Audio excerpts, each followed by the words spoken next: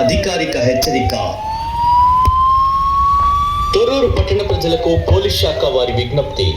తొర్రూరు పట్టణ ప్రజలకు తెలియచేయనిది ఏమనగా, మున్సిపల్ చైర్మన్ మరియు వైస్ చైర్మన్ ఎన్నికల సందర్భంగా 17 ఫిబ్రవరి 2026 నాడు పట్టణమంతా 144 సెక్షన్ అమల్లో ఉంటుంది. అందువల్ల ప్రజలు ఎవరు కూడా 2 లేదా 3 కంటే ఎక్కువగా ఎక్కడైనా గుమికూడరాదని, రోడ్లపై కానీ బహిరంగ ప్రదేశాల్లో కానీ సమావేశాలు నిర్వహించకూడదని పోలీస్ శాఖ గట్టిగా హెచ్చరిస్తోంది. ఈ ఆదేశాలను అతిక్రమించినట్లయితే చట్టరీత్యా కఠిన చర్యలు తీసుకోబడతాయని సూచిస్తున్నాం.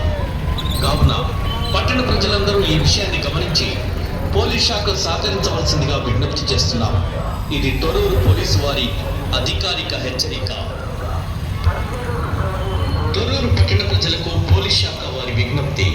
తొర్రూరు పట్టణ ప్రజలకు తెలియచేయనిది ఏమనగా, మున్సిపల్ చైర్మన్ మరియు వైస్ చైర్మన్ ఎన్నికల సందర్భంగా 17 ఫిబ్రవరి 2026 నాడు పట్టణమంతా 144 సెక్షన్ అమల్లో ఉంటుంది.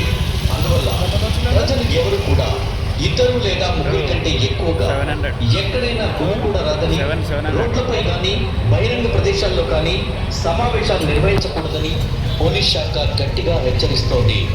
ఈ ఆదేశాలను అతిక్రమించినట్లయితే చట్టరీత్యా కఠిన చర్యలు తీసుకోబడతాయని సూచిస్తున్నాం. కావున పట్టణ ప్రజలందరూ ఈ విషయాన్ని గమనించి పోలీస్ శాఖ సహకరించవలసిందిగా విజ్ఞప్తి చేస్తున్నాం. ఇది తొర్రూరు పోలీసు వారి అధికారిక హెచ్చరిక. తొర్రూరు పట్టణ ప్రజలకు పోలీస్ శాఖ వారి విజ్ఞప్తి. తొర్రూరు పట్టణ